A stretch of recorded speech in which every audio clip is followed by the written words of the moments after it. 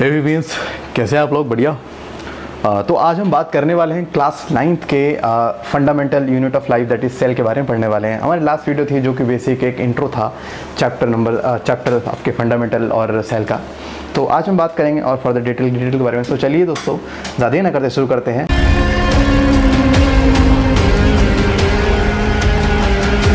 Hello दोस्तों, मैं हूं विनय और आप देख मेरा यूट्यूब चैनल विनय बायोलॉजी। तो यार आज का हमारा मुद्दा है सेल को लेके कि सेल क्या है क्या नहीं। हमने पढ़ लिया था सेल के दो टाइप होते हैं, यूकैरियोटिक एंड प्रोकैरियोटिक। सेल को किसने कैसे डिस्कवर करा। ओके, तो आज हम ज़रा बात करते हैं सेल ऑर्गेनल की। मैंने आपको बताया था कि सेल ऑर्गेनल क्या होते हैं। सेल ऑर्गेनल बिल्कुल किसी होटल के वर्कर की तरह होते हैं। जैसे होटल के सारे काम सेल के उसके होटल के एम्प्लॉयज़ करते हैं, वर्कर करते हैं ना, इस तरह से सेल ऑर्गेनल सेल के वर्कर होते हैं जो सेल के सारे फंक्शन परफॉर्म करते हैं। अच्छा, अब सेल ऑर्गेनल्स भी डिफरेंट टाइप्स के होते हैं। कौन कौन से? जैसे कि यहाँ पर एक होता है माइटोकॉन्ड्रिया, मतलब ये सब हम पढ़ेंगे।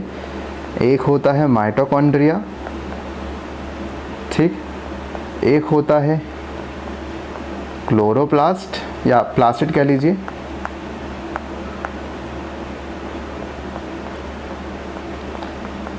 ठीक, एक आप कह लीजिए गोल्जी बॉडी। फिर एक होता है एंडोप्लाज्मिक रेटिकुलम।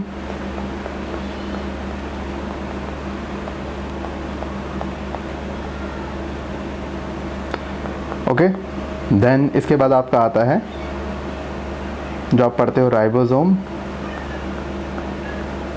फिर वैक्यूल। मतलब बहुत सारे हैं, मैं आगे कराऊंगा धीरे। मैं ये नहीं करा, अभी आपका सारा खत्म हो जाएगा, अभी कराऊंगा। आपको बस नाम लिख रहा हूँ कि हमें कौन कौन से पढ़ने हैं। ये सारे सेल ऑर्गेनल से इनको पढ़ने से पहले हमें एक टॉपिक जो सबसे पहले पढ़ लेना चाहिए, कि वो टॉपिक अगर गया तो हाथ से निकल चले जाए, वो टॉपिक है बड़ा अलग। वो टॉपिक है टाइप्स ऑफ सॉल्यूशन। तो हम क्या करेंगे, सेल ऑर्गेनल में ये सब चीज़ें पढ़ेंगे, लेकिन इन सब को पढ़ने से पहले ज़रा एक टॉपिक पढ़ लें जो आपके एनसीईआरटी का है, जो है टाइप्स ऑफ सॉल्यूशन। तो हमारा पहला मुद्दा है आज टाइप्स ऑफ सॉल्यूशन को पढ़ना। क्या होते हैं टाइप्स ऑफ सॉल्यूशन? तो सॉल्यूशन तो आपको पता है क्या होते हैं। सॉल्यूशन सॉल्यूट और सॉल्वेंट को मिलाकर जो बनाया जाता है उसे हम सॉल्यूशन बोलते हैं। सो टाइप्स ऑफ सॉल्यूशन, देखो तीन तरह के सॉल्यूशन होते हैं। कैसे? पहले एक होता है हाइपरटोनिक सॉल्यूशन। क्या होता है? Hypertonic solution. What is hypertonic solution? Hypertonic solution का मतलब होता है, देखिए क्या, हाइपर का मतलब होता है ज़्यादा। हाइपर मीन्स होता है ज़्यादा, ठीक। सोचिए मैं आपके सामने एक ऐसा सॉल्यूशन बनाऊं, मान लीजिए ये एक सॉल्यूशन मैंने बनाया आपके सामने, एक सॉल्यूशन है।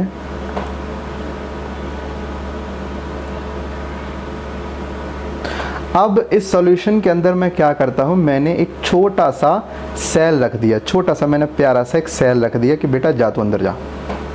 और मैं क्या देखता हूँ कि जो बाहर का जो मेरा सॉल्यूशन है उसमें सॉल्ट बहुत ज़्यादा है।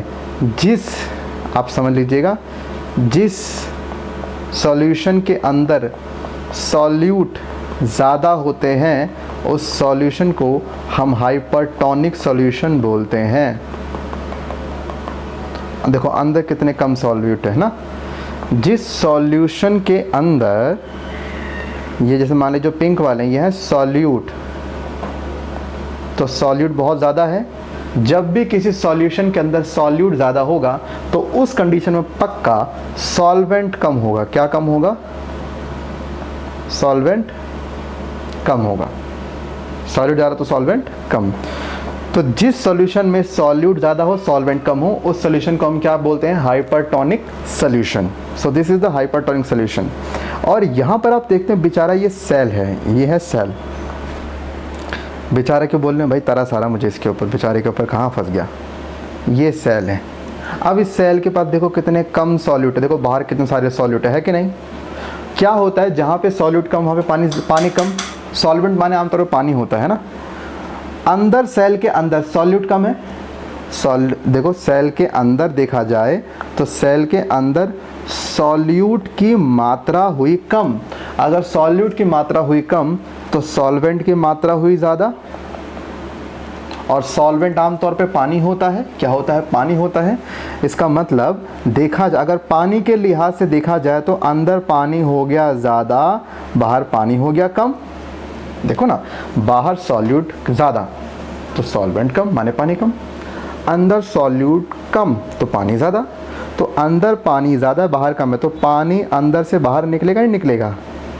पानी अंदर से बाहर निकलेगा। और जब पानी अंदर से बाहर निकलेगा तो इस प्रोसेस को बोलते हैं एक्सोऑस्मोसिस। क्या बोलते हैं?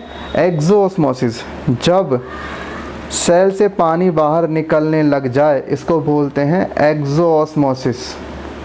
एक्सोऑस्मोसिस में सेल से पानी बाहर निकलेगा तो सेल यहाँ पे सिकुड़ता चला जाएगा।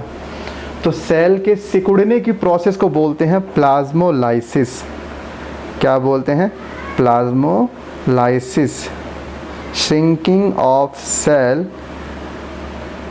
in a hypertonic condition that will be known as plasmolysis. The process through which cell shrink will be known as plasmolysis. और जो सेल श्रिंक हो जाता है इसको बोलते हैं प्लाज्मोलाइज सेल। प्लाज्मोलाइज्ड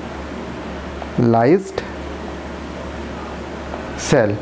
ठीक, तो ये हो गया आपके प्लाज्मोलाइसिस की एक बेसिक सी कंडीशन होगी कैसे होता है। तो हाइपरटोनिक जिसमें कि सॉल्यूट ज़्यादा होता हो। फिर एक बात करते हैं हमारा सेकंड टाइप ऑफ सॉल्यूशन जो आता है। हमारा जो सेकंड टाइप ऑफ सॉल्यूशन आता है वो आता है क्या? Isotonic solution. आइसोटोनिक सॉल्यूशन का मतलब देखिए क्या होता है। आइसो मतलब होता है सेम। इसके अंदर कोई ख़ास इतना ज़्यादा सॉल्यूट नहीं होता। जैसे मान के चलिए मैं फिर से आपके सामने एक दिखाता हूँ केस, और यहाँ दिखाता हूँ फिर से आपके सामने मैं एक सेल।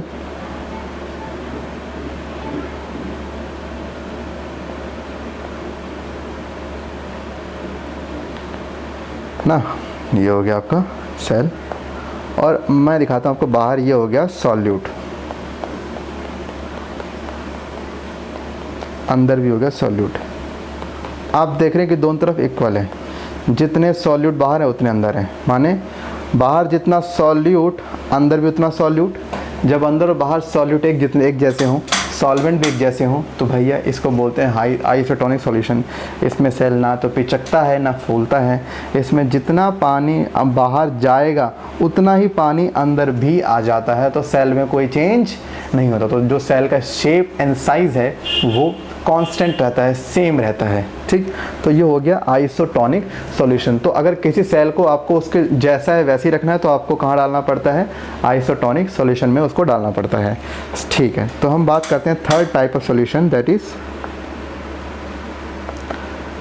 Hypotonic solution. क्या बोलेंगे? हाइपोटोनिक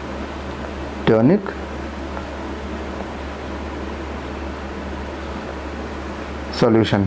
हाइपोटोनिक सॉल्यूशन के अंदर अगर बात करी जाएगी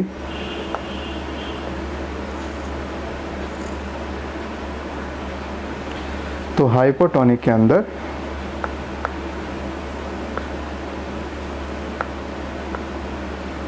जैसे ये हो गया सेल,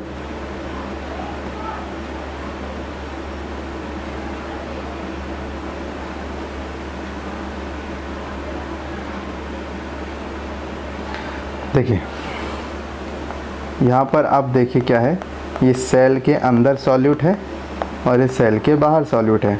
आप देख रहे हैं कि बाहर के अंदर सॉल्यूट कम पाया जा रहा है। सो जब सेल के अंदर सॉल्यूट कम पाया जाएगा उसे हम क्या बोलेंगे? Hypotonic solution. हाइपो का मतलब होता है कम, तो जिस सॉल्यूशन में कम सॉल्यूट पाए जाएं उसे हम हाइपोटोनिक सॉल्यूशन कहते हैं। सो यहाँ पे सॉल्यूट की मात्रा जो है वो कम पाई जा रही है। तो सॉल्यूट की मात्रा कम हुई तो मतलब सॉल्वेंट ज़्यादा हुआ, वही उल्टा हिसाब। सॉल्वेंट मतलब पानी ज़्यादा हुआ, इसका मतलब बाहर जो है पानी बहुत ज़्यादा होगा। सो बाहर पानी बहुत ज़्यादा होगा। अब क्योंकि अंदर बात करते हैं सेल के अंदर, तो सेल के अंदर देखा जाए तो यहाँ पे जो सॉल्यूट है वो बहुत ज़्यादा है, नमक ज़्यादा हो गया, तो पानी क्या हो गया? कम हो गया। तो सॉल्वेंट यहाँ पे क्या हो गया? कम हो गया। अब अंदर पानी कम है तो देखा जाए पानी अंदर जाएगा ना, पानी अंदर भरेगा, भाई पानी हमेशा ज़्यादा से कम की तरफ आता है ना। जब पानी अंदर आएगा तो सेल का साइज़ बढ़ेगा ना, जब सेल का साइज़ बढ़ेगा तो सेल गोलगप्पे की तरह फूल जाएगा, और इस तरह से फूले हुए सेल्स को हम क्या बोलते हैं, टर्जिट सेल। इसको हम क्या बोलते हैं, टर्जिट सेल। तो टर्जिट सेल का मतलब होता है फूला हुआ सेल,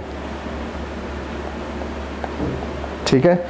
एग्ज़ाम में पूछा गया, अच्छा जब इस पर पानी अंदर आएगा, तो पानी जब सेल के अंदर आता है तो उसे बोलते हैं एंडोऑस्मोसिस। क्या बोलते हैं, एंडोऑस्मोसिस। एग्ज़ाम में पूछा गया, ये बताइए जी एंडोऑस्मोसिस कब होता है, कौन से सॉल्यूशन के अंदर एंडोऑस्मोसिस पाया जाता है। अब बोलना जी एंडोऑस्मोसिस होता है आपके हाइपोटोनिक कंडीशन, माने सेल फूलता है हाइपोटोनिक में, पिचकता है हाइपरटोनिक में।